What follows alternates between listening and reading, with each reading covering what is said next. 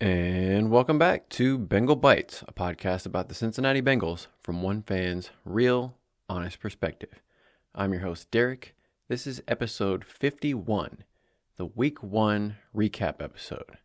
I still don't know what to title this episode. Maybe I'll call it It Could Have Been Worse, or Déjà Vu All Over Again. I don't know. We're still workshopping the title for this episode, but in this episode, we're going to discuss the Cincinnati Bengals season opening loss to the New England Patriots 16-10.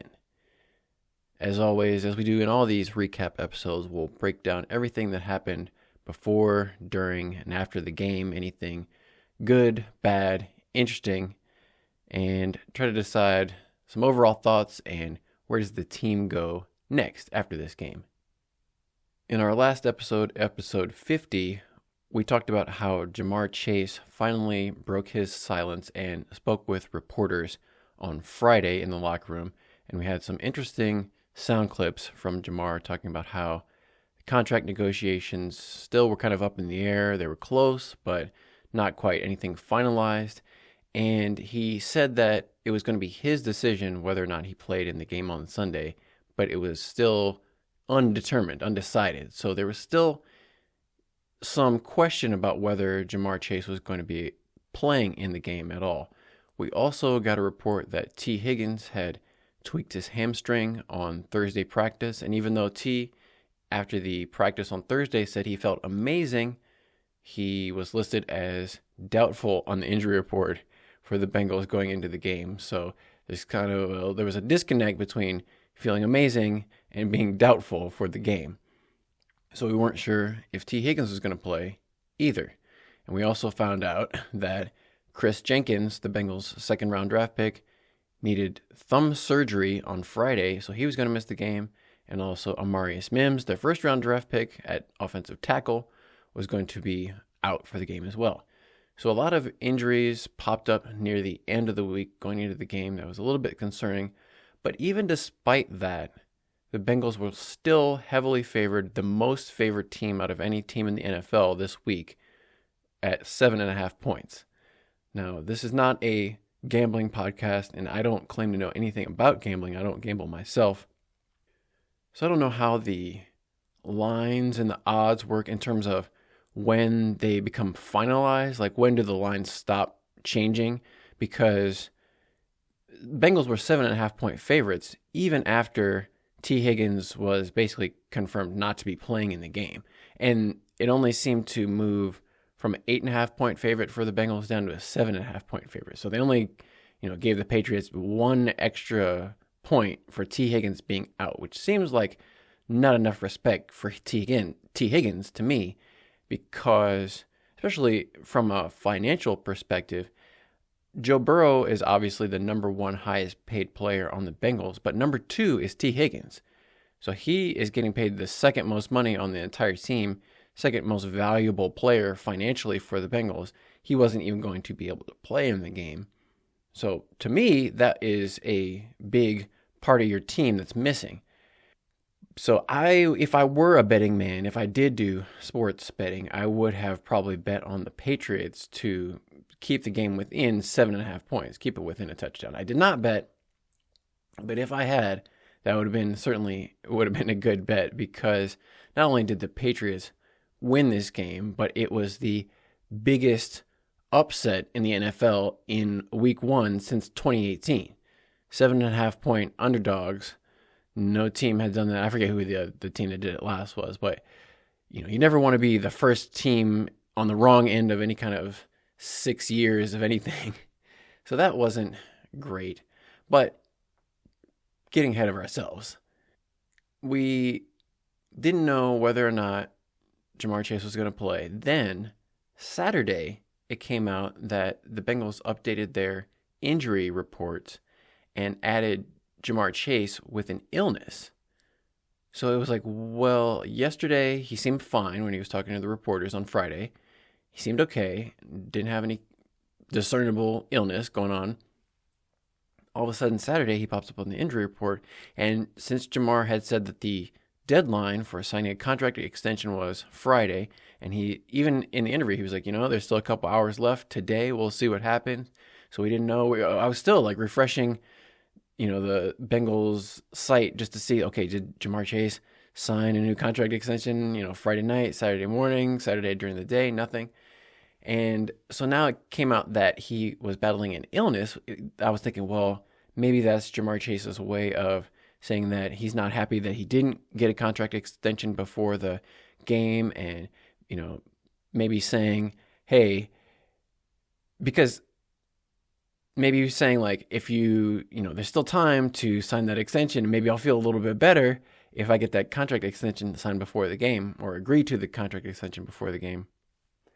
That didn't end up happening. And it sounds unlikely, but we saw other players signing contracts that Friday, Saturday, and even on Sunday morning, Dak Prescott, the quarterback for the Cowboys, it was announced that he and the Cowboys had finally agreed to a contract extension that's going to make him the highest paid player in NFL history.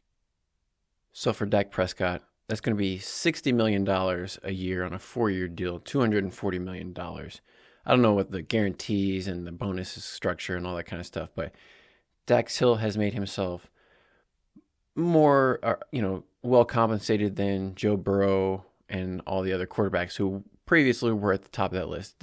Everybody who signs the next contract is going to be one-upping everybody else. And that's what Ja'Marr Chase is looking to do with his contract situation, but it doesn't look like that's going to happen anytime soon. The Bengals are content to let him go ahead and play out the rest of this year because he still does have 2 years left on the contract. Even though a lot of other players in Ja'Marr Chase's draft class have signed their contract extensions who were drafted later than Ja'Marr Chase, namely Jalen Waddle, Penei Sewell, Amon-Ra St. Brown, and a number of other players, Devontae Smith. Just so it can be done. Obviously, that's what Ja'Marr Chase is looking for. The Bengals are not.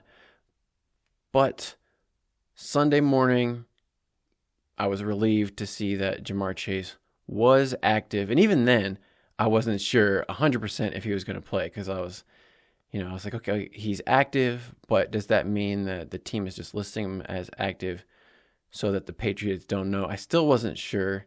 And I don't know if the team, the players, the coaches knew whether or not Ja'Marr was going to play either. And we don't know what's going on, how they're working through all that situation. But given the fact that Ja'Marr Chase was uncertain, he was practicing, he wasn't practicing, and then T. Higgins, everybody had counted on, okay, well, if Ja'Marr Chase isn't going to play, then surely they're going to have to rely more on T. Higgins.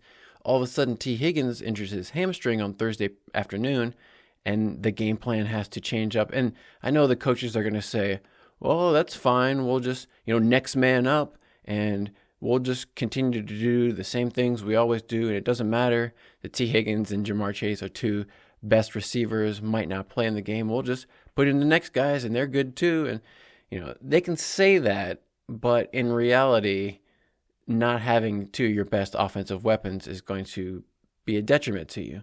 And you're going to game plan around having T. Higgins in the lineup. All of a sudden, if T. Higgins is out, that changes a lot of things in terms of what you can do, what you think you're going to try against the Patriots on defense. But as we know, it's all about expectations. People are trying to set expectations for the Bengals with all the offseason storylines. And as we know, talk is cheap. Actions speak louder than words. So when people say, oh, we want to get off to a faster start, the defense is going to have better communication, so things are going to go way better.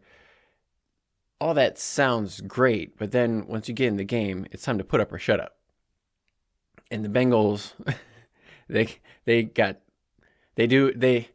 the Bengals after the game were not doing a lot of talking.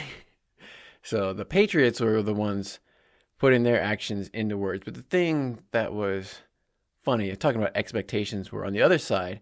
I did a little bit of research or scouting or whatever you want to call it into the Patriots media and Patriots reporters just to see how things were going in their training camp, what they were saying about their team. And if you listen to the New England sports radio or whatever, like Tom Curran Patriots Talk podcast over there, they were talking about how the Patriots, they're throwing the season away. They're not going to be competitive. The coach doesn't know what he's doing. They're not going to win any games. They're tanking on purpose to get higher draft picks. The accent. I know I'm doing a terrible accent, but I listen to so much of that Boston, New England accent that I can't get it out of my head. But they were going on and on about how Bill Belichick, this is going to be the first season without Bill Belichick as the head coach in 25 years. And Jerod Mayo, who had been a player under Bill Belichick and a assistant coach under Bill Belichick, now he was taking over. And I mentioned in the last podcast how the Patriots, in terms of a roster, financially, they're the least expensive roster in terms of contracts in the league. Like, they're spending the least amount of money on their players. Not to say that they have bad players, but their players aren't necessarily like the blue chip, what you would anticipate as being like one of the top rosters, top bunch of players in the league. They've got skill, they've got talent, no doubt. But on paper, just from a financial perspective, the Bengals are paying their players a lot more money than the New England Patriots are paying their players on a whole. So the Patriots fans, the Patriots reporters are saying, the team's no good, the coaches are no good. They might as well play this rookie quarterback who they drafted in the first round with the number 3 overall pick instead of Jacoby Brissett. They're like, the fact that they're not playing the rookie just means they're completely giving up. We might as well put the rookie in, see what he can do, blah, blah, blah. So the expectations from the Patriots were very low, and for the Bengals, everyone was very high. Not just people who are fans of the Bengals, but on a national media landscape, for whatever reason, the Bengals, I think because they had been in the Super Bowl a few years ago, it's weird how people have short memories, but also they think that the Super Bowl was just last season. They're like, the Bengals were just in the Super Bowl. Well, that was 3 years ago. A lot of things have changed. The NFL is a week-to-week league. It doesn't matter what you did 3 seasons ago. Like, nobody cares. So the fact that they had success a few years ago does not guarantee anything this year. But for some reason, people were like, the Chris Simses and other people on ESPN, NBC, all these other shows, they're saying, the Bengals, now that Joe Burrow is going to be back healthy, and that's, another thing we'll get. But, the Bengals, they're one of my Super Bowl contenders. Bengals are going to be back in the Super Bowl. They're going to be contending with the Chiefs and the Bills and the Ravens and all these other top teams in the AFC. They're going to be, one of the top teams again because Joe Burrow is back. Well, number one, Joe Burrow had serious surgery on his throwing wrist. Like I said, with any injury, that's not going to make you a better football player. Having surgery isn't going to improve your ability to play football.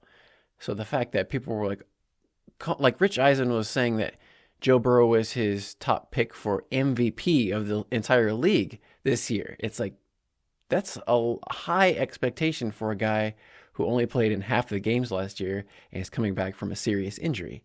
And so for whatever reason, there was a lot of expectation on the Bengals. Even without T. Higgins, even with Jamar Chase being questionable, people were still heavily favoring the Bengals, talking about how people were saying like Zach Moss and Chase Brown were going to somehow be a better running back combination than Joe Mixon, who, by the way, had a incredible day for the Houston Texans. He went over 170 yards rushing and had a touchdown. So good job for Joe Mixon. But, people were just heaping up a lot of praise on the Bengals in terms about how the defense was so improved, the offense looked better, all this stuff. So I'm really setting it up here that the Bengals should have won this game. I talked about how the Bengals have one of the easiest schedules in the NFL, and especially their first 4 weeks. They play the Patriots. The Chiefs obviously is going to be a tough opponent in week 2, but then week 3 they play the Washington Commanders, who were not good last year, and week 4 they play the Carolina Panthers, who were the worst team in the league last year. And the Panthers, they got beat like 47-10 this week, so they are not looking any better this year, but that's still a few weeks away, so who knows what could happen. But in this game against the Patriots, but I was going to say the first 4 weeks of the season, I had anticipate at worst 3-1. Like, okay, maybe the Bengals will lose to the Chiefs in week 2 at Kansas City because that's a tough opponent, but surely they'll beat the Patriots at home. They'll have no problem beating the Commanders at home, and then they should be able to beat the Panthers on the road.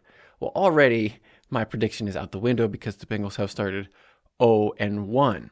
And we shouldn't necessarily be completely surprised because in Zac Taylor's career as Bengals head coach, his record is now 1-5. He's only had one win, which came in 2021 when they beat the Vikings in overtime in a very crazy game where Evan McPherson was going back and forth with field goals with the Vikings. But outside of that, the Bengals have lost every game with Zac Taylor. And in the first 2 weeks of Zac Taylor's seasons, the Bengals are 1-11. So they haven't won any games in week 2 under Zac Taylor. And like I said, the game coming up against the Chiefs this year in week 2 may push that record even further. So it's not completely out of the realm of what these Bengals are capable with, but it's still disappointing just because they spent so much time talking about, faster start. This team's got to get off to a faster start. We can't go, 0-1, start 0-2, start losing games and always be digging themselves out of a hole. They got to start faster. Well, when you talk about starting faster for a football team, what does that really mean? It's really kind of a metaphor, a euphemism for winning more games earlier in the season. Starting faster would make sense if you were in like an actual race, or if you're in Formula One racing or NASCAR or whatever, where you're in a car and the green light goes and you take off from the starting line. Yeah, you want to get off to a fast start in that type of a race, a marathon or whatever. Get off to a fast start. Sure, that makes sense. Over the course of a football season, fast start just means winning more football games earlier. And how do you win football games? Well, that's obviously a more complicated question to answer. It's not as easy as just say, well, we got to win more. Well, no shit. That's what everybody's trying to do. So getting off to a faster start is just kind of a throwaway phrase that they have been saying for months and months now. Didn't really turn out to anything because they got off to pretty much the slowest start you could have as a football team. Their first 3 offensive drives, they didn't even get a first down. They had 3 drives, 9 plays, 3 punts, 19 yards. They did not do anything at all on offense. It was just a complete show of ineptitude, no productivity whatsoever. And, even early in the game, the fans, to their credit, this was the open and orange game. This was the first game that I can think of where the Bengals were wearing orange jerseys, orange pants, everything was orange, and then all the fans in the stands were encouraged to wear orange. So it was a sea of orange. It looked good for the most part. It was like, it took my eyes a minute to adjust, just there was so much orange. It was almost a little bit overwhelming. It was kind of like when you watch like Oregon Ducks and they have the day glow, like fluorescent yellow green colors and everybody's wearing that. It kind of like, it pops on the screen, but almost a little bit too much color. It's almost hurts your eyes looking at the screen where there's so much orange but overall, I thought it was a good look. And it was too bad because going into the game, it was like the kiss of death almost. The Bengals Booth podcast with Dan Horde, the official podcast of the Bengals team, and he's the radio announcer, the official radio announcer. He had as his guest T. Higgins, who didn't end up playing in the game, but it was bad because in the interview, he asked T. Higgins about how he was feeling and how he had missed some time due to injury last year. And obviously this was before T. Higgins got injured because the podcast came out on Thursday, the day that T. Higgins got injured. But in the podcast, T. was talking about how he had worked in the offseason to get his hamstrings feeling good so he wouldn't pull them because he had missed some games last season with hamstring issues. So he was talking about how, I'm really working on making sure my hamstrings are good this year. And then the day the podcast comes out, he pulls his hamstring. But he was also talking about how he was excited to wear the orange uniform combination and how he was thinking about, does he wear the white or the black combination with the orange? I think he said he was going to go with white, but I can't remember. But it didn't matter because he didn't get to wear either one. He wasn't in uniform. He was on the sidelines wearing, sweatpants. So he couldn't get a chance to take part in that. And that was disappointing. I'm sure a lot of people were disappointed. But what wasn't disappointing was the fact that Ja'Marr Chase did actually play in the game. He didn't play 100% of the snaps, but he played pretty close to his full workload. He was on the field for about 85% of the snaps, and he was the Bengals' leading receiver, as he always is. He didn't get involved until a little bit later in the game. There were some questions from people after the game about why he didn't get more targets, but who knows? We don't know what the game plan was necessarily. Eventually, they did get Ja'Marr Chase involved, but it was a little bit too little too late, and there wasn't really much going on the offense outside of Ja'Marr Chase, which was unfortunate. But as I mentioned, the Bengals, they started off first 3 drives, didn't get anything going on offense, and that was disappointing because this was Dan Pitcher, the new offensive coordinator. This was his first set of scripted plays. If you're not familiar, maybe you don't play football. When an offense is preparing, when a team is preparing to play the game, they don't just show up on Sunday and say, well, I wonder what plays are we going to run? We'll just kind of figure it out when we get there. No, they decide well in advance what plays they're going to run. Like the first 10 or 15 plays are scripted in advance, and they practice those in the week leading up to the game so that those plays, they just say, okay, this is what we think is going to be effective and successful against this opponent, and we're going to practice them at practice, so we'll make sure we're all on the same page, we all execute the play well, and it should be successful. And so you see in a lot of games, teams will maybe score on the first drive of the game and then not score again or not score many points the rest of the game. If they have, a good game plan, a good set of scripted plays to come out with, and then maybe the other team makes adjustments, figure out what they're trying to do on offense, and figure out how to stop them. The Bengals came out, and these were supposed to be, the first 10 plays were supposed to be their scripted plays that, they planned out in advance and just didn't get anywhere. No success, no first downs. So that was a big disappointment. Not the way you want to start off a game, not the way you want to start the season at home in front of the fans who wanted to get excited, wanted to cheer, but right from the get-go, the fans were taken out of the game in terms of being loud, getting excited. The stadium, you didn't sense a lot of excitement because the Bengals were losing almost the entire game.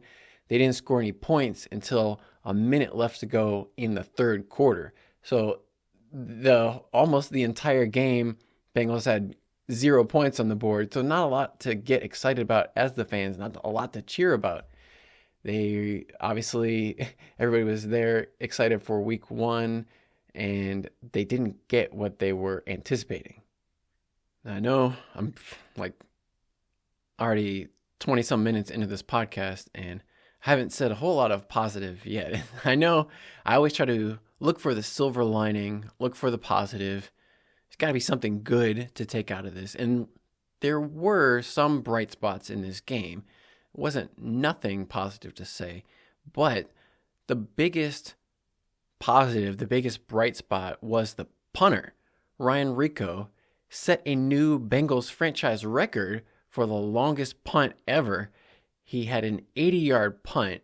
It went into the end zone for a touchback. The field is only 100 yards long, so you can't punt it too far, but it was almost perfect. It was so, first, obviously 80 yards, that's quite a distance that he was punting it, but not only that, it was angled towards the corner of the end zone, and it looked like it might have had a chance to go out before it went into the end zone for a touchback, but just barely by a foot, it went into the end zone, so the ball came out net of 60 yards, because the touchback takes it out to the 20-yard line.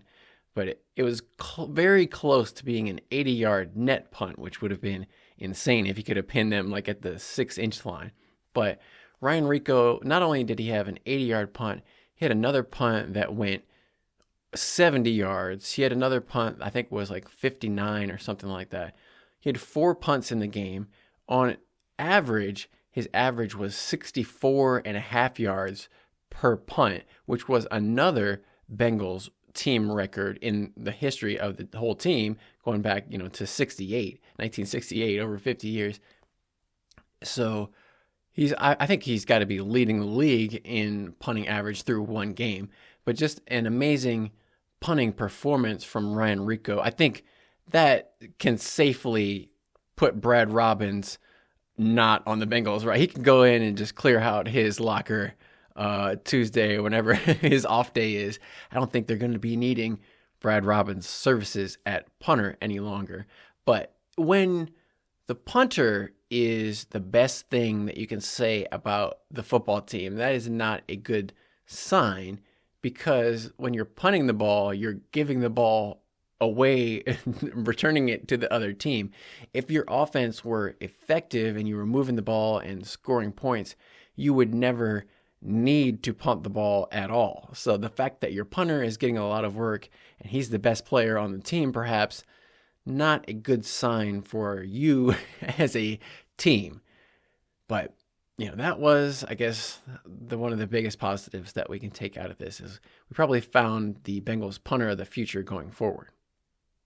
Unfortunately, the Bengals were not able to capitalize on the good punting performance. Right after that 80-yard punt, the Patriots took over on offense at their own 20-yard line and proceeded to march the ball down the field 80 yards in 14 plays, took up about 7.5 minutes on the clock, and ended up scoring a touchdown to go up 7-0 on the Bengals. That was the Patriots' second drive after the Bengals had 2 drives. Bengals got the ball first in the game. They didn't do anything with it on their first 2 drives. 2 3-and-outs, punted. Patriots got the ball, 14 plays all the way down the field. And the way that the Patriots drove the ball down the field on that second drive was really not a good sign for the Bengals, because they weren't able to get any pressure on the quarterback for the Patriots. Jacoby Brissett, there were a number of times where Trey Hendrickson was coming around the edge, and it looked like Jacoby Brissett just had eyes in the back of his head. He could just sense when Trey Hendrickson was getting close and would just step up into the pocket and made good decisions in terms of throwing it or not throwing it. There are a number of times where Jacoby Brissett was able to pick up first down scrambling with his legs. On top of that, the Bengals weren't doing a good job of stopping Ramondre Stevenson running the ball. He broke a number of tackles, including Dax Hill coming off the edge at cornerback. Now, the Patriots did a great job of scheming their run plays so that it was Ramondre Stevenson, the running back, going one-on-one against a defensive back. Most of the time, it was a cornerback like Dax Hill or Cam Taylor-Britt for the Bengals. And those are smaller defenders who don't necessarily want to make tackles on bigger running backs and tight ends like that. So the Patriots, just in terms of a scheme, they were doing a good job of getting the one-on-one matchups that favored their guys. And we saw a number of times where it looked like the Bengals had an opportunity to stop Ramondre Stevenson, and he just ran right through the arm tackles and didn't get taken down on first contact. It looked like they maybe held him up, and then he would keep going for another 3 or 4 yards, kept grinding it out. So that was disappointing because that was one of the other things that the Bengals had said that they were going to try to address in the offseason last year on defense. Not only were they one of the worst in terms of giving up explosive plays, big plays, giving up points, but they were dead last or close to dead last in the league in rushing yards allowed. The other teams were able to run the ball pretty much at will on the Bengals last season. And now in the offseason, they got rid of or did not re-sign DJ Reader, their nose tackle, big 330-pound nose tackle up front. They brought in Sheldon Rankins from the Texans, but I really didn't hear Sheldon Rankins' name called at all yesterday. It was like, where is he? They're paying him all this money. He's supposed to be, obviously he's not going to be DJ Reader. That wasn't necessarily his strength. He was more of a pass rushing threat, maybe. But like I said, when they signed him, he had 6 sacks last season. 3 of them came in the game against the Bengals. So half of his sacks came when he was playing against Alex Kappa and the Bengals. Maybe that was just a mismatch that he had against the Bengals, but he didn't really have that much production outside of that one game. And he tried to say, well, I don't get enough credit for how good I am in the run game either. I can do both of them. Well, he didn't do either one yesterday. He wasn't making any plays in the running game, didn't really get any pass rush. I didn't hear his name called. I didn't hear BJ Hill's name called too much either. He had, I think, maybe 1 tackle in the backfield, tackle for loss. Probably the best defensive tackle that the Bengals had was Jay Tufele, which was kind of a surprise because he wasn't even supposed to be a starter. And if Chris Jenkins didn't have surgery, I don't know if Jay Tufele would have played much at all. But, Jay Tufele, I think he had a tackle for loss, was able to make a good play, and didn't seem like he was getting moved off the ball too badly. Like there was some other plays where Zach Carter and Sheldon Rankins, when the Patriots tried to run the ball up the middle, looked like they were able to move those guys pretty much 2 or 3 yards into the backfield, and they didn't give up too much of a resistance. Now we know Zach Carter, that's pretty much been the way he's played his entire career. Ever since he came in as a 3rd-round pick from Florida, he hasn't done much at all, and he's always fluctuating in his weight. Last season, he said he bulked up to get heavier, to try to be more effective. This year, he said he tried to slim down, lose some weight, and it doesn't seem to have any effect. The results are still the same. When you watch Zach Carter play, he's always like he is the human tackling dummy. He's always the blocking sled. He's never the one firing off and initiating the contact into the other guy. He's the one who's always just kind of standing up and teeing himself up like a golf ball and letting the other players run into him and hit him. So he's always flying backwards, not doing much of anything. But just Bengals defense in general weren't really winning at the point of attack. It seemed like the Patriots were on both sides of the ball, on offense and defense, in terms of up front at the line of scrimmage. Patriots were more effective getting a push in the direction that they wanted to go, and the Bengals weren't really pushing back much. But still, it wasn't like the defense was playing terribly. They weren't giving up busted plays, long 50-yard touchdowns or something like that. Like the Patriots were getting, 5 yards, 8 yards, 10 yards, getting first downs, but weren't going crazy necessarily. And then it looked like there was a little bit of a ray of hope. The Bengals got their own drive going. They had a 13-play drive for 63 yards that took up about 6.5 minutes. They got down into the red zone, pretty close, and Joe Burrow scrambled out to his right, threw a deep pass into the back of the end zone. Tight end Mike Gesicki went up, looked like he came down with the touchdown, got up, started celebrating, spun the ball, did the gritty. Everybody was cheering in the stands. They're, playing all the touchdown songs. I don't want to work. I just want to bang on the drum all day. They're playing that song.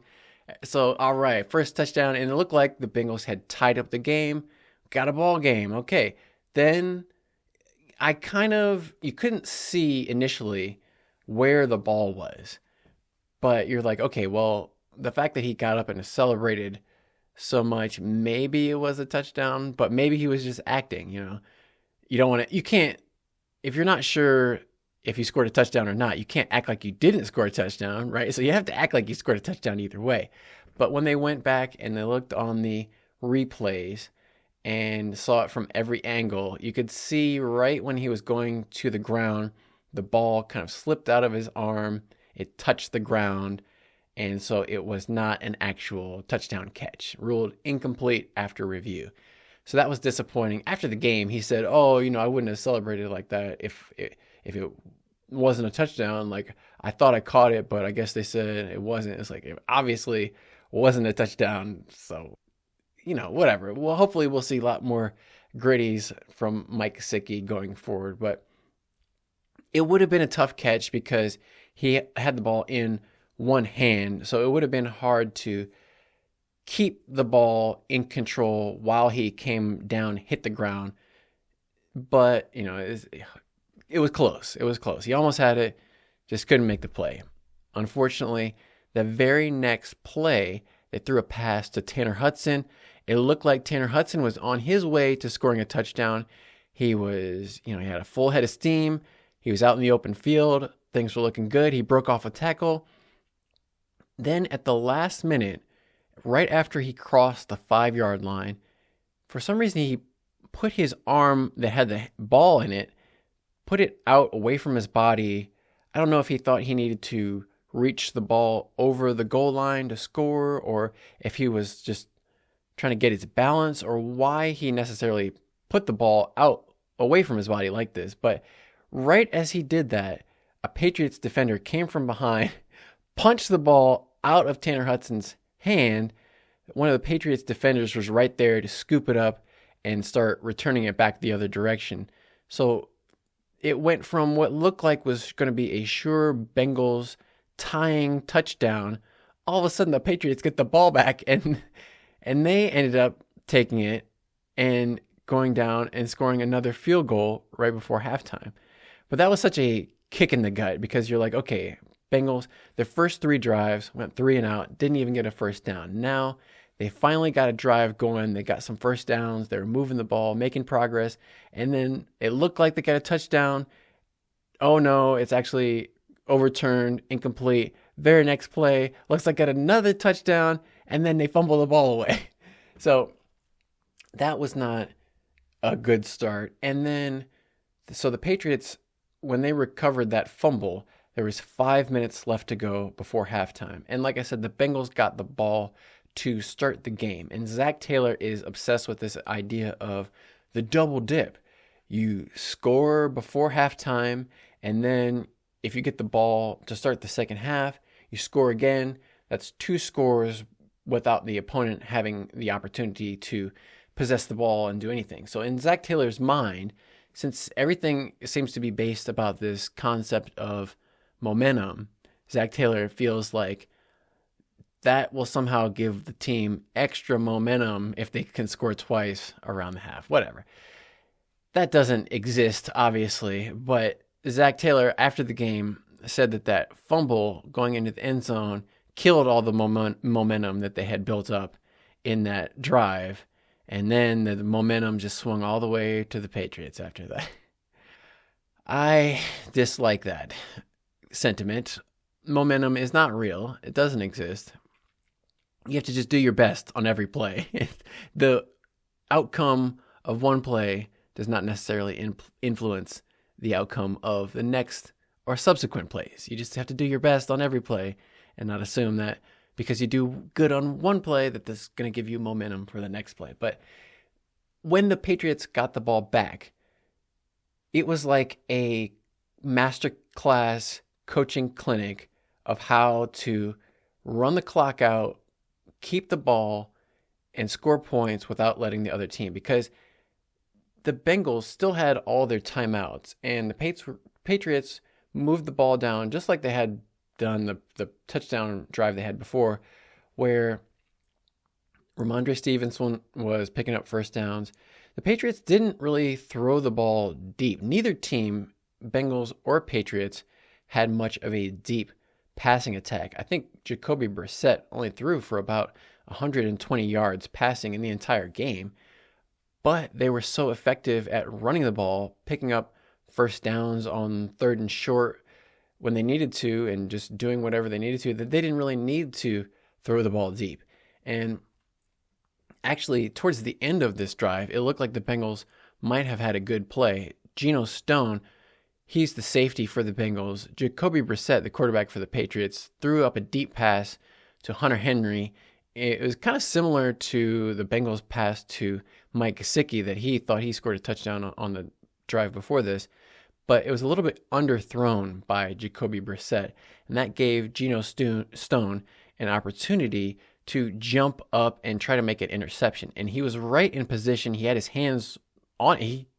He caught the ball, but the tight end for the Patriots, Hunter Henry, he did a very good job of playing defense, basically, and stripping the ball away from Geno Stone as they were going to the ground so that it came out right at the end and it felt incomplete.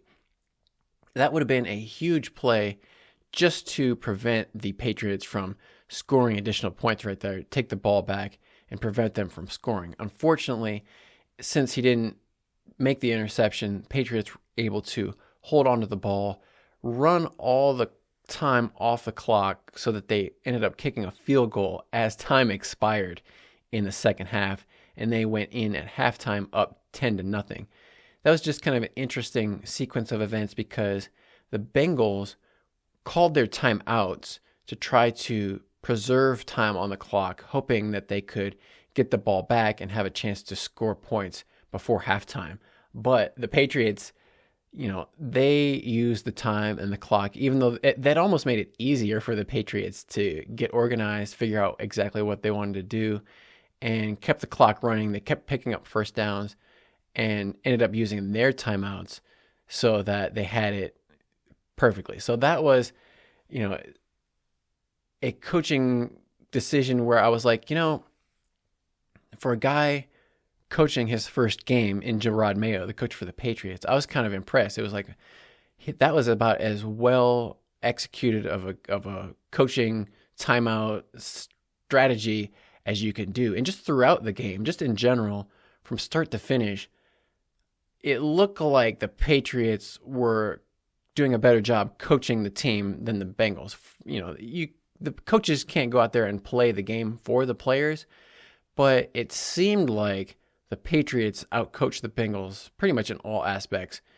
And jumping ahead, but after the game, in his post-game press conference, Jacoby Brissett talked about how the Patriots offensive coordinator, Alex Van Pelt, who had worked for the Bengals when Andy Dalton was the quarterback for the Bengals, Alex Van Pelt, for a few seasons at least, was the quarterback's coach. I think he had been in Green Bay prior to that, maybe when Aaron Rodgers was the quarterback in Green Bay, but he's worked with a number of great quarterbacks. He was a quarterback in college, at least himself.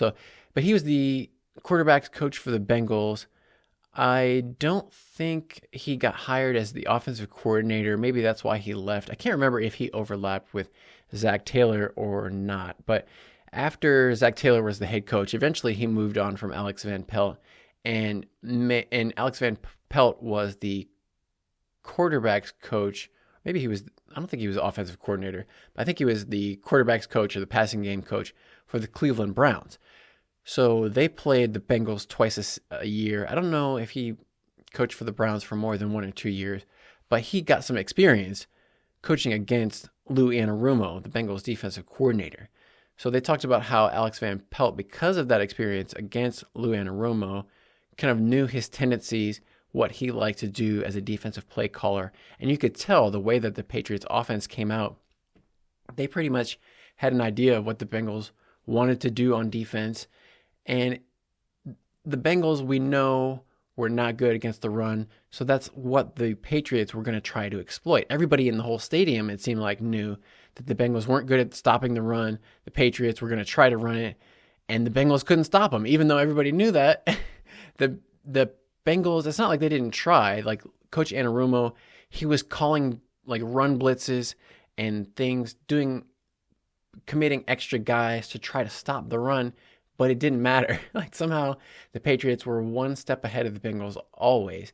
Like when the Bengals tried to send an all-out blitz, somehow the Patriots right at that moment knew it was coming and threw a screen pass out to Hunter Henry on the outside for like a 10 or 15 yard gain. It was like everything that the Bengals tried to do, the Patriots were always one step ahead and they had the answer. And vice versa for the Patriots on defense, since T. Higgins wasn't playing in this game, obviously Ja'Marr Chase was going to be the number one offensive weapon for the Bengals. Patriots did a pretty good job of shutting him down. Mostly it was by covering him up with Christian Gonzalez, their second year cornerback. I think it was a second round pick. He is the brother of like that Olympic hurdler. And he's obviously got, genetically got good genes. He's a fast player. He's tall for a cornerback. Kind of maybe similar to a Sauce Gardner, but maybe a little bit thicker. But he had a good start to his rookie season last year, but he tore his labrum in his shoulder, and he was out for the rest of the season. So people were talking about him for maybe going to the Pro Bowl or being in consideration for Rookie Defensive Player of the Year. He only played a handful of games before he got hurt, but in this game, he picked up right where he left off last year. He was guarding Ja'Marr Chase, covered him on 20 of 28 of Ja'Marr Chase's routes, and Ja'Marr Chase caught 6 passes on 6 targets for, let me check the stats, 62 yards. So Ja'Marr Chase only caught one long pass of 28 yards. Other than that, they pretty much held him and the rest of the Bengals offense in check. But they didn't really have to commit too many resources. Like they weren't like triple covering Ja'Marr Chase to the point where other guys were wide open. They left Christian Gonzalez on Ja'Marr Chase one-on-one. Maybe they had a little bit of safety help, but they had everybody else covered up on the Bengals too. And so there wasn't a lot of explosive playmaking going on from anybody. It was like the Bengals, this game honestly kind of reminded me of the Bengals preseason. It looked like maybe one notch, up on the scale of, intensity from the Bengals, but it had a similar feeling to all the preseason games where for the Patriots, just watching the game, it seemed like the Patriots perfectly executed the game plan. They did exactly what they wanted to do. They came out, they ran the ball right at the Bengals, whose defense couldn't stop them. On defense, the Patriots shut down the Bengals offense almost completely. The Bengals couldn't do anything. Even when they did, they fumbled the ball away. And they didn't make a ton of mistakes. They played a very clean game. They got a lead early. They held on to the lead. They ran the clock out. They kept the ball away from the Bengals offense. Basically, the Patriots did everything that they wanted to in terms of throughout the week. I'm sure the coaches on the Patriots had a game plan that they expressed to the team. This is what we want to do. Here's how we think we can win the game. And they came in and they did exactly that. For the Bengals, I don't really know. It's hard, it's hard to say without being in the room what they wanted to do, but I don't honestly know what the Bengals' game plan was. I'm not sure if they really had a game plan. I don't know if the Bengals knew what the game plan was as far as a team, from the players to the coaches. I think maybe the uncertainty of whether or not Ja'Marr Chase and T. Higgins were going to be able to play and some of the other rookies were going to be able to play, maybe that made them change the plans at the last minute, change up the game plan so they weren't sure which way they wanted to go. But it didn't seem like the Bengals had a lot of conviction one way or the other in terms of what they wanted to do. Like Zac Taylor said in his Monday press conference, the Patriots really dictated the flow of the game from start to finish. They got out to the early lead. It was like, I'm trying to think of an analogy, like what this game was like. The Patriots, they had control the whole way, and it was almost like, getting slowly suffocated, like a boa constrictor, like slowly wrapping around the Bengals. And it's like they couldn't figure out any way to get untangled from that boa constrictor, and it just kept getting tighter and tighter and tighter as the game went on, and they just couldn't get away until they just got choked to death. And that's what it felt like watching this game. It was just like a slow death all the way through the game. There's like maybe there's a small glimmer of hope at the very end, but even then, you never really got the feeling that the Bengals were going to really have a chance to win the game. And I think that's what the Bengals wanted to do. I hope that was the objective, was winning the game, but I'm not even sure, because in some ways, it almost felt like the objective was don't get anybody injured, like a preseason game. Like I said, that's always one of the biggest things. That's why I said it could have been worse, is coming out of this game, at least nobody got like seriously injured. So that was another positive. They had the punter was good and nobody got seriously injured. So those are kind of the two biggest things I could say were positive is this game. And that seemed like it might have been the primary objective, even more than winning the football game, was nobody get injured, especially not Joe Burrow. Because the thing that was really noticeable was just watching the game live at regular speed, it didn't really jump out to me. But when I went back and watched the condensed game replay, where they cut out all the replays and commercials and everything, and you just get like a 35 or 40 minute condensed version of the game, when you watch all the plays back to back to back, it became very obvious how quickly Joe Burrow was getting the ball out of his hands. When I went and looked at like the next gen stats, Joe Burrow wasn't the quickest, but he was like number 3 in terms of lowest amount of time between catching the ball from the center and throwing it. So they were very deliberate in getting the ball out of Joe Burrow's hands quick, because that was one of the other narratives that the team and all the reporters were pushing in the offseason, is everybody knows that Joe Burrow is, the focus of this team. And the team goes as Joe Burrow goes. And that was the whole narrative that they tried to push, was, oh, well, the only reason that the Bengals didn't go to the playoffs last year was because Joe Burrow got hurt. If Joe Burrow weren't injured, they would have been, one of the top teams in the league. Well, even though Joe Burrow played 10 of those games and they lost half of them, but that was the thing that they tried to put out as the excuse for why the team wasn't better. Basically, like I said, Joe Burrow can't play defense, but they tried to say, oh, well, the defense, once Joe Burrow got hurt, the defense just didn't play as hard. They were not, willing, or didn't, somehow that was going to, make them play worse because the quarterback wasn't out there. Oh, no, Joe Burrow. Well, that's, to me, an excuse, because Jake Browning came in, and outside of a couple games where, yeah, he didn't play great, he played well enough for them to win. He played, in some cases as good or better than Joe Burrow did. So it wasn't like it was all because of Joe Burrow not playing all the games. That was part of it, and certainly having a healthy Joe Burrow would have helped. But there were a lot of other significant deficiencies on the team last year that didn't really get addressed or corrected at all. And just saying that everything will be way better because Joe Burrow is back, that doesn't make a whole lot of sense. After the game, Zac Taylor mentioned how this felt a lot like a game against the Dallas Cowboys that they lost in a low-scoring game. I think that was when they played against Cooper Rush. And I think the Bengals also were playing a backup quarterback in that game, but they lost a low-scoring game. And Zac Taylor was saying it felt like that. Probably, I didn't go back and look at that game itself. This also felt, the first half felt similar to me to that preseason game they played in Chicago against the Bears this season, where I think they were down 10-0 at half. They were down 10-0 in this game against the Patriots too. And as they did in that preseason game against the Bears, this game, they asked Zac Taylor, okay, Zac Taylor, going into halftime, what's up? The CBS asked Zac Taylor, what do you need to do? He's like, oh, we just need to get some momentum and get the ball going. We'll be okay. And they said, what did the Patriots do to stop you on offense?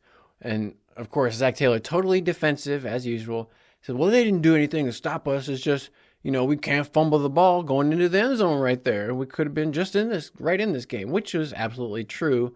But that's, ignoring the fact that the first 3 times that the ball, they were completely ineffective, didn't move it at all, and didn't even get a first down. So, yeah, they could have been at a tie game going into halftime instead of being down 10-0. So that was, you got to stay positive. Obviously, you can't go into halftime saying, well, we better give up. We're down 10-0. So the Bengals came out, and to their credit, the defense, the first drive of the second half, even though the Patriots got the ball, defense got a stop. So that was great. 3 and out, force a punt from the Patriots. Bengals get the ball back, and conceivably they could, even though they're down by 2 scores, get a touchdown next drive, be right back in the game. Unfortunately, that did not happen because on the punt, Charlie Jones, who did not do much receiving in this game, he had 1 catch for 5 yards, fields the punt and got a decent return. He picked up a few yards, but got hit by the long snapper for the Patriots. The long snapper put his helmet right on the football, popped the ball out of Charlie Jones' hands. It went flying. Of course, the Patriots recover it right there. Checking to see. It was about at the 24-yard line of Cincinnati that the Patriots recovered the football. So that was another miscue from the Bengals. And right after that, they mentioned how last season the Bengals had fumbled it 10 times and only lost 2 fumbles the entire season. Already in this first game, they had lost 2 fumbles. So there was a third fumble that happened in the first drive of the series for the Bengals where Joe Burrow got sacked and fumbled the football, but ended up holding on to it. He didn't lose it in that one. So that was lucky. It could have been a third fumble loss if Joe Burrow wouldn't have been able to recover that. So that was good, but not good for the Bengals in terms of 2 turnovers. The Bengals, they couldn't force the turnover in the first half on that interception. Now they have 2 turnovers. The Bengals defense did do a good job of stopping them, not giving up a touchdown right there and only allowing a field goal on that short field. But that put it to 13-0 for the Patriots. Then on the next drive, Bengals got the ball back. They got a few first downs. Looked like they were making a little bit of progress. But then they got into a 4th and 2 situation.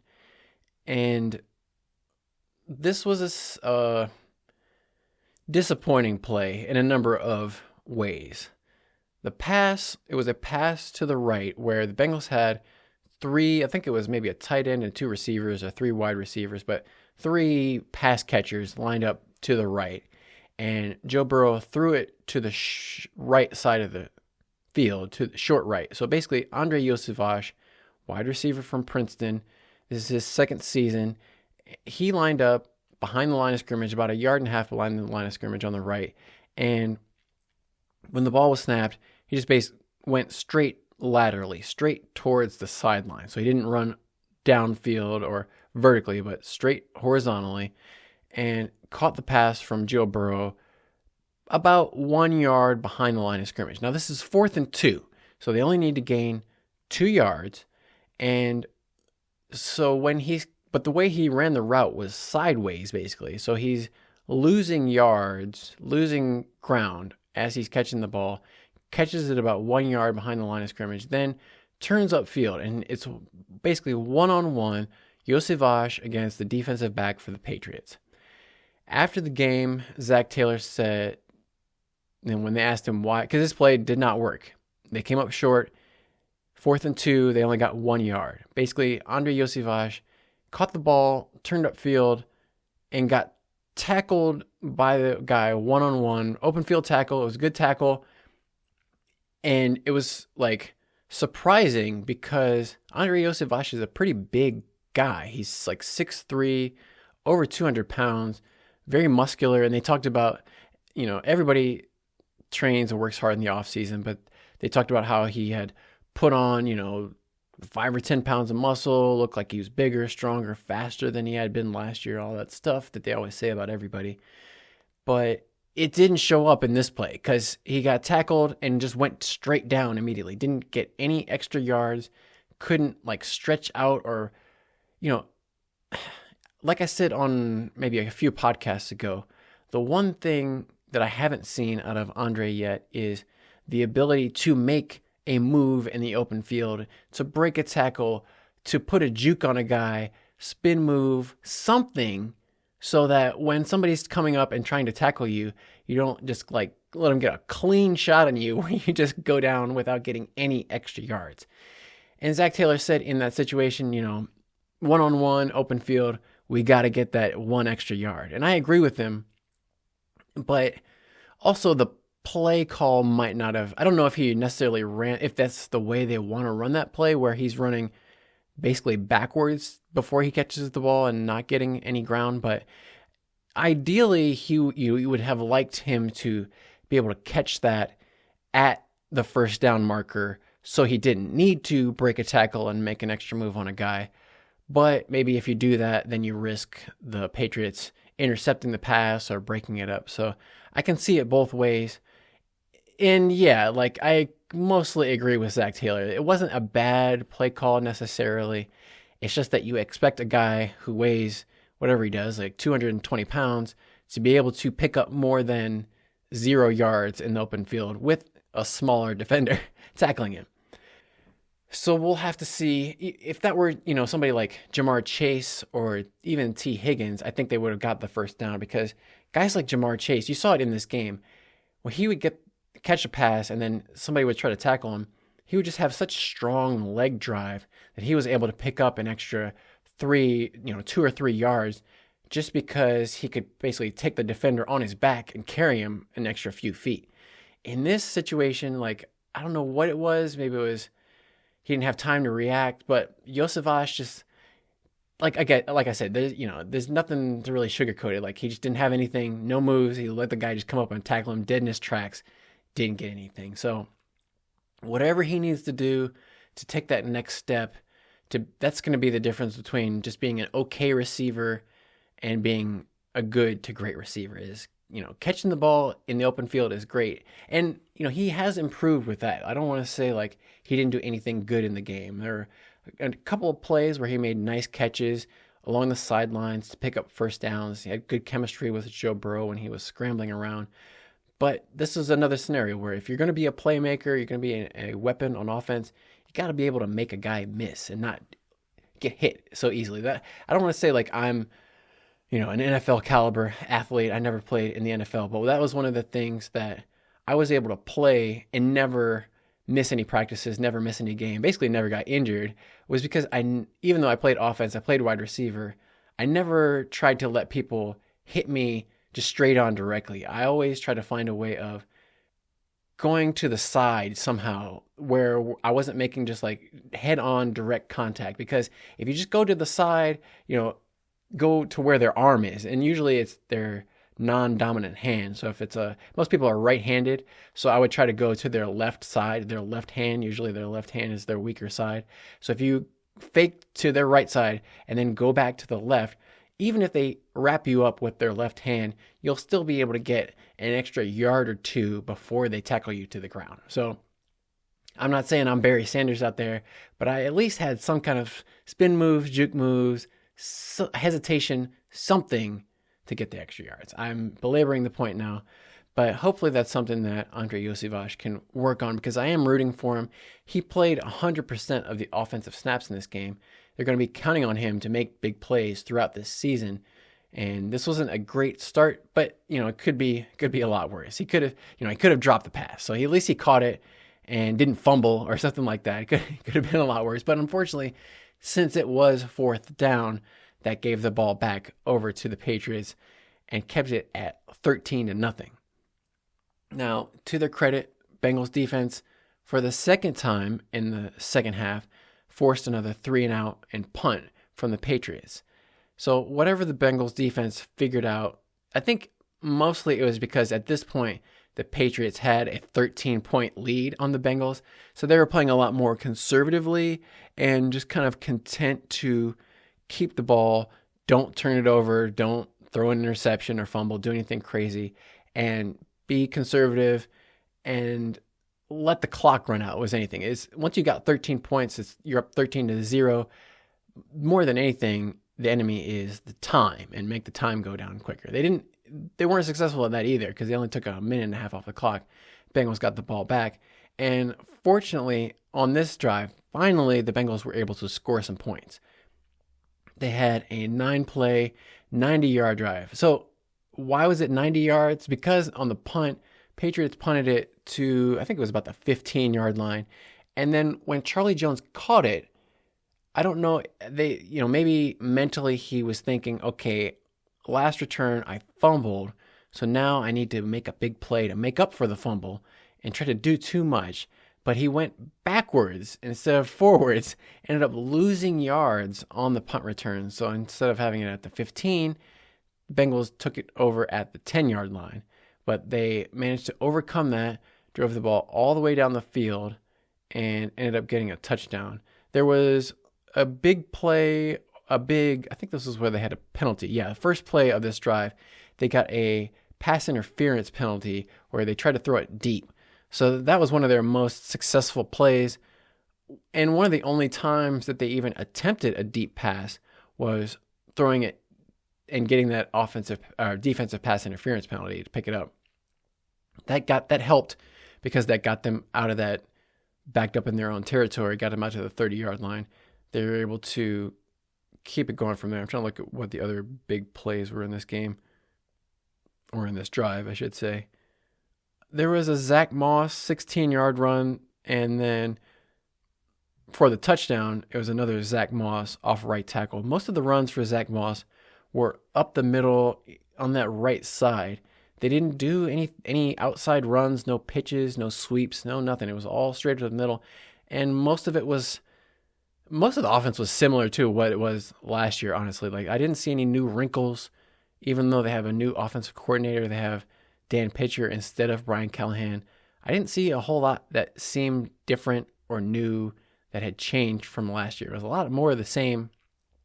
And the Patriots seemed to do a good job of figuring out how to stop what they were doing last year. Not that Bengals had a good offense last year necessarily, but they didn't really change anything, make anything new. It's kind of getting stagnant and stale. That's one of the other things I was worried about is the Bengals brought in all these new, or not necessarily new coaches, but a few new coaches to replace some of the guys who left. And they didn't really seem to bring in any new ideas. I was hoping that with the new coaches, new blood, they would have something maybe innovative, change it up a little bit, but it seemed to be a lot of more of the same. And they didn't really have a lot of success like they did last year, or didn't have success last year. But anyway, they ended up scoring a touchdown finally. And so the Bengals scored their first points of the season with 1 minute remaining in the third quarter.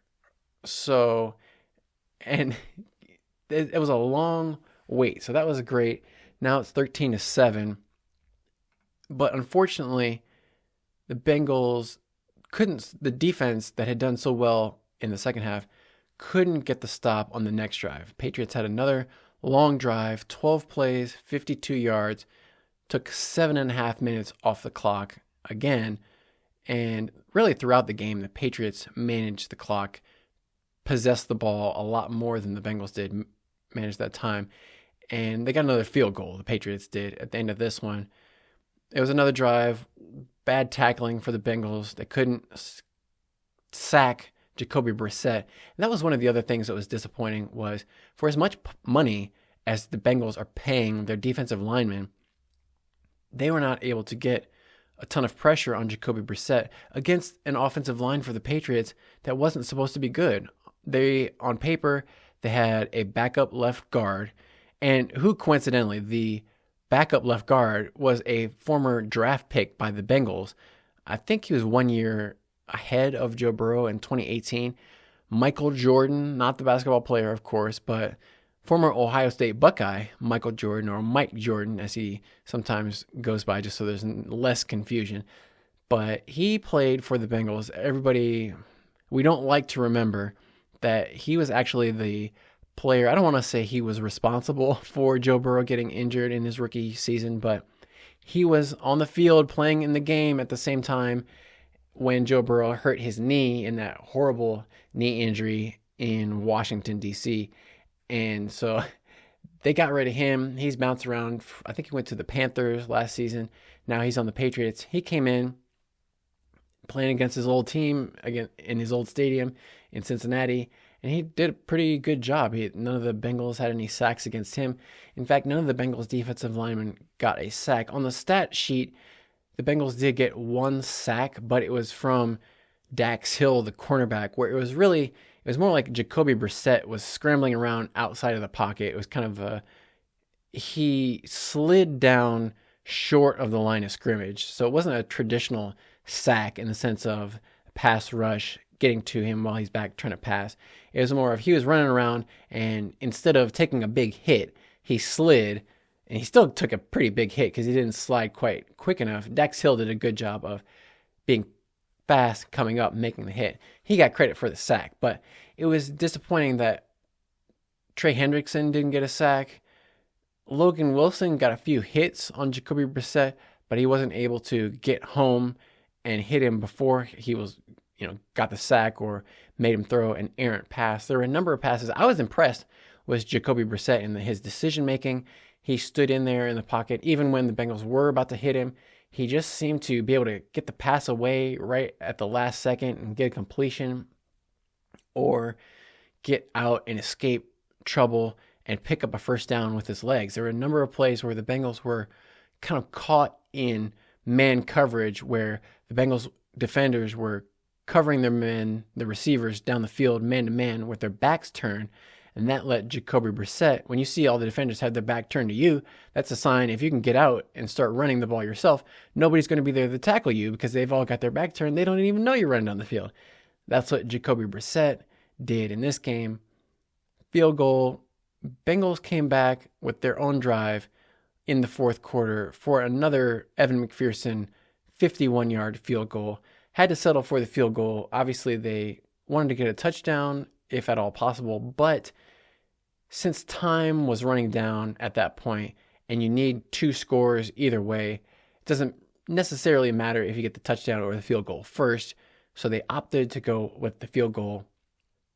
Next drive, the defense did a fairly good job of forcing a punt, although the Patriots were able to run about 3 minutes of additional time off the clock.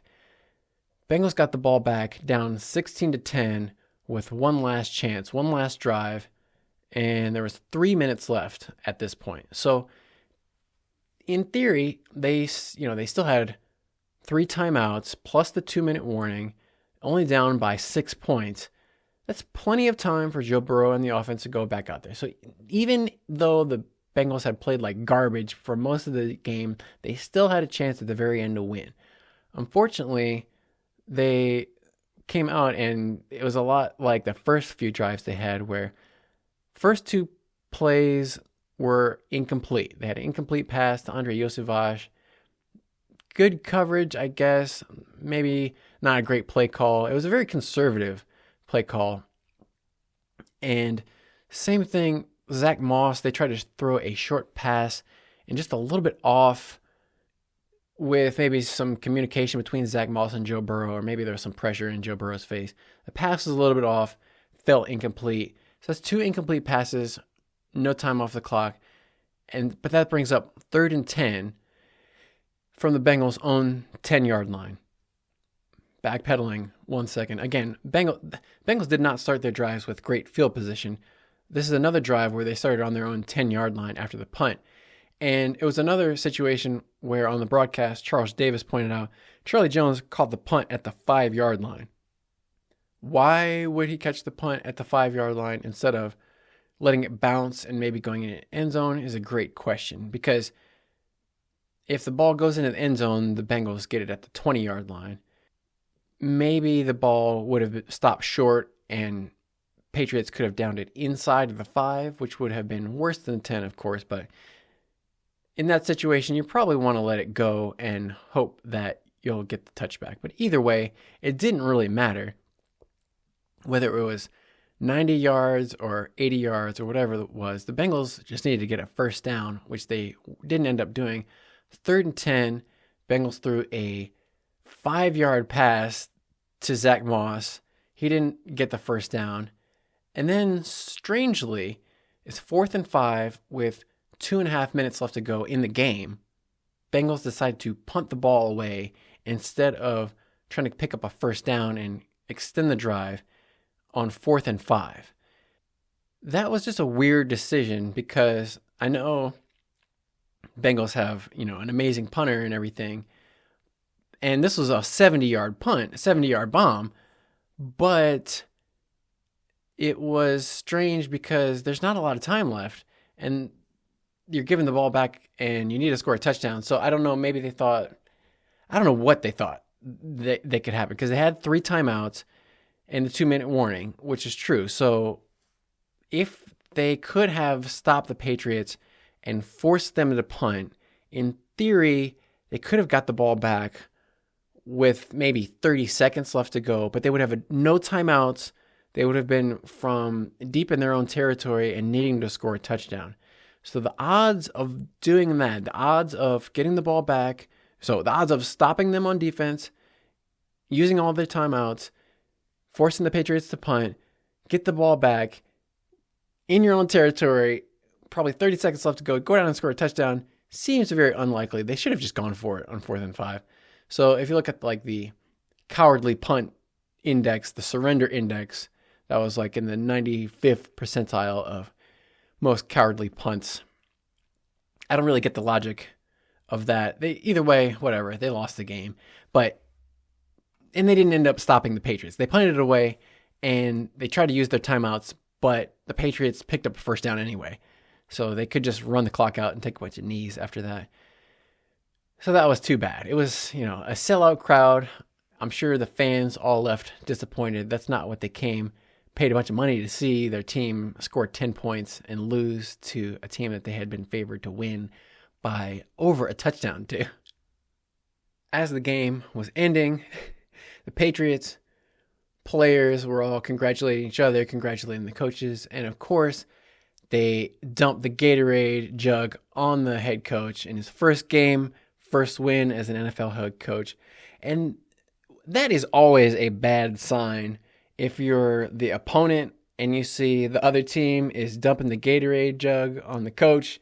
And things did not go according to plan. That is not the outcome you wanted to see if you're on the other sideline, is the team dumping the Gatorade on the coach. So that was not a good outcome. Wasn't what Zac Taylor wanted to see in the first game. But like I said, it seemed very much like a classic Bill Belichick coached Patriots game through and through. Bill Belichick himself, I don't know, could have coached a better game than that one. It was just a clinic of coaching.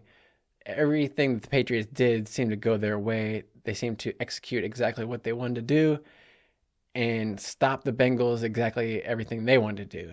I don't even know what the Bengals really did want to do. It seemed like I said, it seemed like the objective was don't get Joe Burrow injured and they were successful at that. Joe Burrow didn't take any hits. None of the other Bengals players seemed like they came away from this game too worse for the wear. So in that regard, they were successful. But in terms of playing winning football and having success in most of the games throughout the season, I didn't see a lot to be encouraged by. Doing a real quick look at the team statistics, Patriots dominated this game in every category that you can dominate. They won the time of possession 34 minutes to 26 minutes compared to the Bengals. In terms of total yards, neither team had a explosive offense, but the Patriots had 290 yards to the Bengals 224. Passing yards, the Bengals actually outgained the Patriots 120 to 154. So Jacoby Brissett wasn't necessarily, airing it out all over the place. I don't know if he had a pass complete more than 20 yards. But in the running game, Patriots gained 100 more yards than the Bengals running the football. Now, they did have more plays and more rushing attempts, but the Patriots gained 170 yards to the Bengals 70 yards. And after the game, they asked Zac Taylor the same questions, and he always gives the same answers. So that's why I say most of Zac Taylor's press conferences are mostly worthless. When he's not lying, he's just giving you the same answers that he always does. So they said, well, Zac Taylor, what was up with the other team getting more than double the amount of running yards that you did? And he said, as he usually does, well, we wanted to run the ball, and we had some success there on that one drive, but just the way the game was going, we were losing, we had to come back, and time was getting short, so we couldn't run. Basically like we wanted to run, but we couldn't. That's always the excuse, and who knows, but they couldn't run the ball. And then the other question was, why didn't you throw it deep? They had the one pass to Jamar Chase. Outside of that, and then they had the pass interference penalty that they got on the deep pass to Andre Iosivas. Other than that, they didn't really attempt too many deep passes. So they said, why didn't you throw it deep? Well, we had the deep passes called, but the other team just took them away. They did a good job of defending them, and we had the plays called, but they just, didn't work out that way. That seems to be the prevailing narrative for Zac Taylor. It's just like, we wanted to win the game, but the other team just wouldn't let us. So I would say the other thing about this, when they interviewed Joe Burrow after the game, he didn't have too much to say. None of the players have much to say after a game like this, a loss like this. In the locker room, it kind of has a vibe of being at a funeral. Everybody's down, everybody's depressed. Nobody's really saying a whole lot.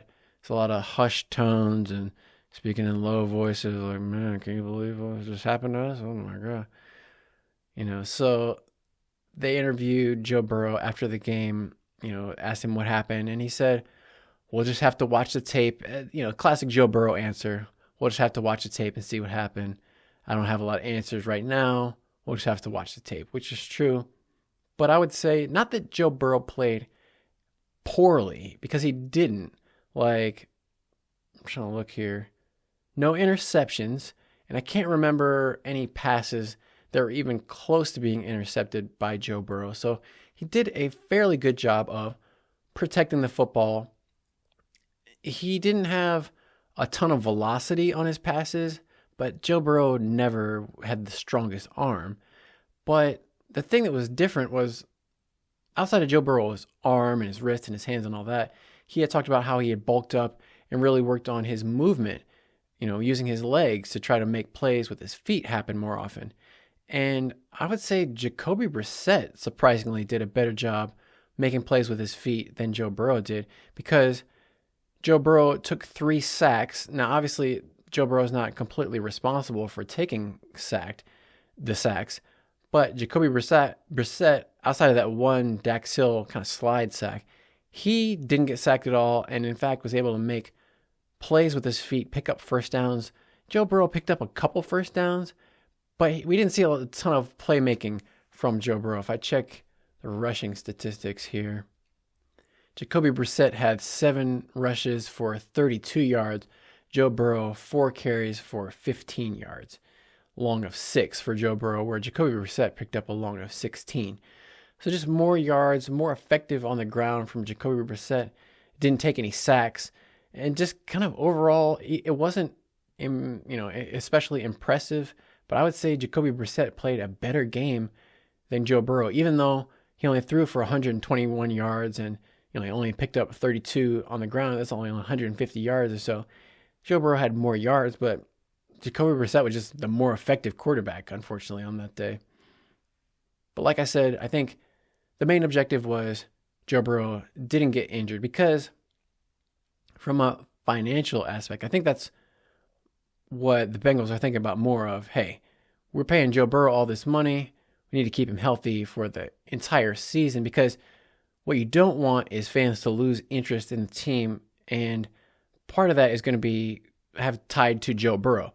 If Joe Burrow is out and they have some, Jake Browning or some other quarterback, it's going to be a lack of interest or a hit on the interest. Fewer fans showing up, buying those Joe Burrow jerseys. So even though they didn't win, I think it was a win just by the fact that they got Joe Burrow through the game healthy. But I think that covered pretty much everything we needed to cover in this game. I don't want to dwell on this one too long, but like I said, it was just a beating, absolute pummeling, control from start to finish by the Patriots. Not a whole lot of positives to take out of this one. So the Bengals have to move on to the next game. Unfortunately, it's not going to be a very easy game to move on to because they have to go to Kansas City and play the two-time Super Bowl defending Kansas City Chiefs in week 2. And Chiefs played their first game of the season last Thursday against the Ravens. They were the opening game of the season. That means they have 3 extra days compared to the Bengals to prepare for this game.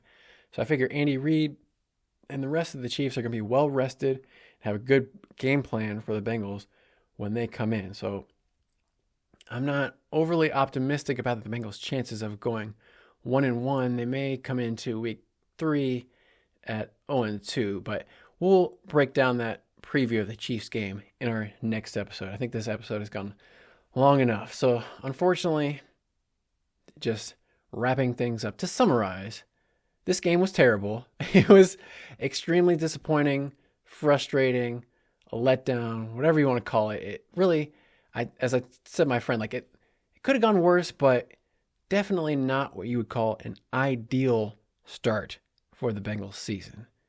Could have and arguably should have gone a lot better. And we don't know whether T. Higgins or Chris Jenkins or Amarius Mims are going to be healthy enough to play next game. It didn't sound optimistic about T. Higgins. Zac Taylor described it as a week-to-week type of an injury. And normally, if you're week-to-week, that means you're not playing this week. If you were playing this week, it might be day-to-day. And then we'll see, day-to-day is more optimistic than week-to-week. So we'll have to see. They didn't put T. Higgins on injured reserve, which would mean he would be out for 4 consecutive games. Hopefully we don't see a situation like that, and it's just kind of one of the things where maybe if he gets a couple weeks to rest it up and it's not too serious, he'll be back pretty soon. But those kind of hamstring injuries, not good, especially because T. Higgins has had them in the past, and they can take some time to recover from. So we'll see how that works. Hopefully Jamar Chase, even though he doesn't have his contract extension that he was looking for, and I doubt that he's going to get it now that the season has begun, even though there's no hard cutoff to say like they can't negotiate as the season is continuing. And now that the season has started, I think the Bengals are even less likely to negotiate anything. So I hope something gets done, but I'm not optimistic. And I don't know how that's going to play on the rest of the team, like in terms of morale. Like Jamar Chase, like I said, is the best player on the Bengals. And for every other player who's looking at that situation, they're saying, here's the guy who's the best player, and the team doesn't want to pay him. What does that say for my chances of getting paid with the Bengals going forward? It doesn't, if you're not Joe Burrow, if you're not the quarterback, Bengals are basically saying you're probably not going to get paid that much. So I don't know how that affects the team morale, if it does at all. But it's just going to be interesting to see how this season progresses. And you never know. If the Bengals go in and win a game on the road in Kansas City, that would be a huge shot in the arm. Totally flip the narrative around. I'm not going to say momentum, but it'll totally put a different spin on what people are talking about. Because right now, people are saying, oh my goodness, can you believe this unexpected meltdown that the Bengals just had at home against the mediocre, subpar New England Patriots team? Are the Bengals in trouble? Blah, blah, blah. So it's a week-to-week league. If you win, people say bad stuff about you. If you lose, you're doing great. So hopefully Bengals come back with a win against Kansas City. But we will preview that game in our next episode. If you have any questions, comments, concerns, don't forget, email me at bengalbitespodcast@gmail.com. I'll read those on the show. But don't forget to give me the thumbs up, subscribe, all that kind of stuff. Until next time, I'm going to leave you with a hooday and stay hungry for more Bengal Bites.